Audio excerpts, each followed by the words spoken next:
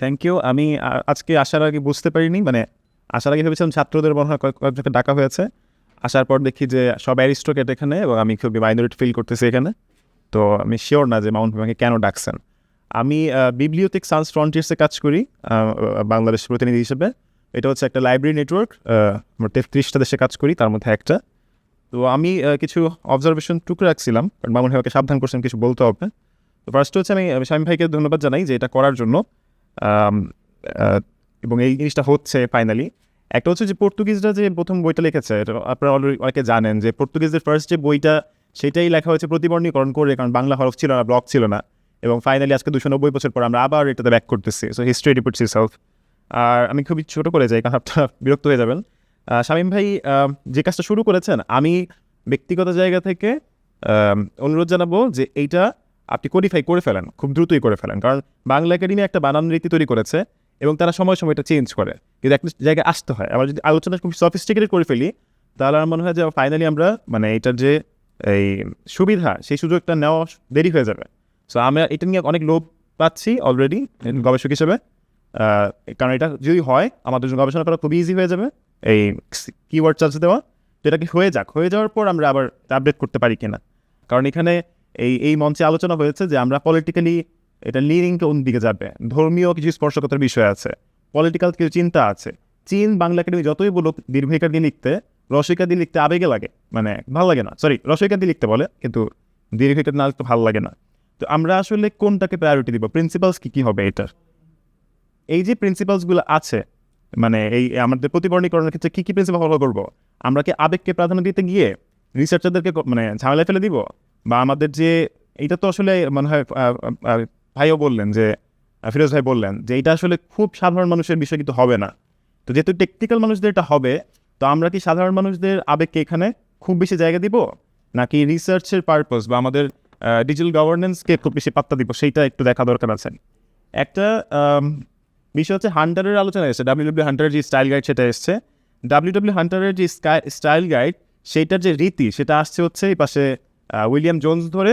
তারপর প্রথম যে বাংলা ব্যাকরণ বই, ওই যে কী বলে, হ্যাঁ হ্যাঁ, এই হ্যালহেডের বইটা।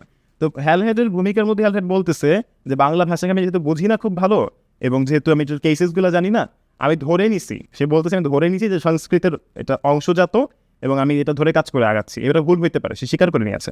কিন্তু পরে যেটা হলো, হান্টাররা এবং কলকাতা এখন পর্যন্ত এটা ধরেই আগাইতেছে যে আমরা মানে সংস্কৃতের অবিচ্ছেদ্য পার্ট, যেটা বিদ্যাসাগররাও পরে নাকচ করে গেছে। আমরা সেটা চেঞ্জ করতে পারিনি। এখন বলতেছি ফরিদপুর, কিন্তু হান্টারের গাইড স্টাইল অনুযায়ী লিখতেছি ফারিদপুর। কিন্তু এই যে হান্টারের যে মানে ফ্যামিলিটা, মানে হান্টার জোনসেরা, এই হ্যালেডরা, আর এই পাশে যে ফ্রান্সিস বেকন আর রেনেলরা, মানে অ্যাকচুয়ালি যারা ফিল্ডে কাজ করেছে, নট লাইক মানে ব্যাক বইয়া করে না, মানে এশিয়াটিক সোসাইটি বসে সে কাজ করে নেই, অ্যাকচুয়ালি ম্যাজিস্ট্রেট ছিল অথবা কেরানি ছিল। তারা কিন্তু তাদের যে আপনারা ব্রিটিশ ডকুমেন্টগুলো পড়েন, দেখবেন তারা ফারিদপুর লেখে নাই, তারা কিন্তু শুনে বুঝেছে এটা ফরিদপুর, এবং ফরিদপুরই লিখেছে। তারা পঞ্চগড় লেখে নাই, তারা লিখেছে পঞ্চগড়। তো আমরা বাংলা দেশের জায়গা থেকে, যেহেতু পশ্চিমবঙ্গ বাংলা একাডেমি আলাদা এবং বাংলা একাডেমি আলাদা, আমরা কোনটা ফলো করবো এটা আমি বিশেষ করে আজম স্যার মনে বলবেন, তার কাছে জানতে চাই। আরেকটা মানে যদি সুযোগ পেয়েছি একটা মানে আবদার করতে চাই, আমরা তো দুই দিকেই ট্রান্সলেশন করছি, ইংরেজি থেকে বাংলা, বাংলা থেকে ইংরেজি। এখন যখন জি আসতেছে, আমার মানে জেড আসতেছে, সেইটাকে আমি কিভাবে লিখবো?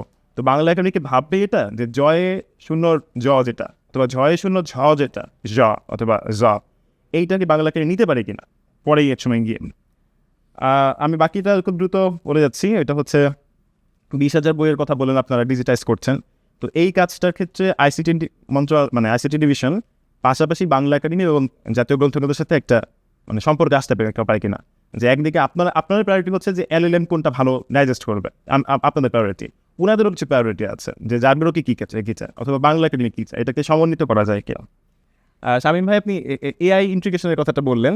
তো এআই নিয়ে আমার যেটা ঝামেলা ব্যক্তিগত জীবনে হয়েছে, আমি যখন আইফোন চালাতে গেছিলাম তখন দেখলাম যে আমি লিখছি একটা গালি, বলতেছে ডাক, আমি লিখছি গালি, আসতেছে ডাক। আমি তো ডাক লিখতে চাই না, আমাকে সে লিখতেই দিচ্ছে না।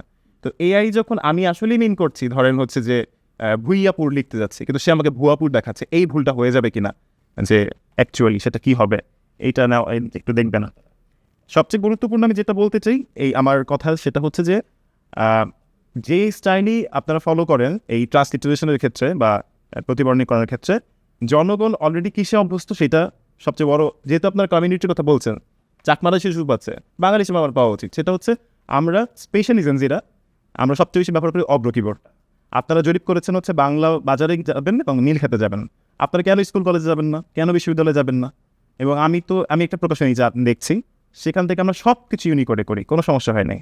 এই যে সংস্কার কমিশনের যে বইগুলো হয়েছে, সব কিছু 3টা কমিশন এবং জুলাই সনদ ইউনিকোডে হয়েছে এবং আইসিটি ডিভিশনের ফন্টে হয়েছে। সো এটা তো হয়েছে। তো এই অভ্র ফন্ট আসলে কীভাবে লেখে? যে শশা নিয়ে লাভটা হলো না, তো এই শশা হচ্ছে অভ্র ফন্ট। আমরা লিখি ছোটো হাতের SHO, বড় হাতের S, ছোটো হাতের HO, SA। তো এটা সমাধান অলরেডি আপনার কাছে আছে এবং মনে হয় মেহেদি ভাই আপনার কথা বলে দেখতে পারেন যে আসলে ইন্টিগ্রেশনটা কী হবে। ফাইনালি আর 2টা পয়েন্ট। একটা হচ্ছে যে আপনারা যে 42 ভাষা করেছেন, এই যে ডিজিটাইজেশনটা, এইটার একটা কোড পাস করা যায় কিনা। কারণ ধরেন যে মৃ ভাষা খামি পাংখোয়া এগুলি কাছাকাছি বোঝা যায়, আবার তঞ্চঙ্গা একটা ভাষা মালমা ভাষা বুঝতে পারে, আমি যেমন হিন্দি কিছুটা বুঝতে পারি, কিন্তু চাকমা লোকটা সে মৃ ভাষাটা বুঝবে না, বা একটা কি বলে ত্রিপুরা লোক সে সাঁওতাল বুঝবে না। এইটার একটা কোড পাস করা যায় কিনা যদি আপনারা দেখেন, তাহলে খুবই ইজি হবে এআই নিয়ে কাজ করাটা। সো আমি এই আশাবাদ দেখে চলে যাচ্ছি। Thank you.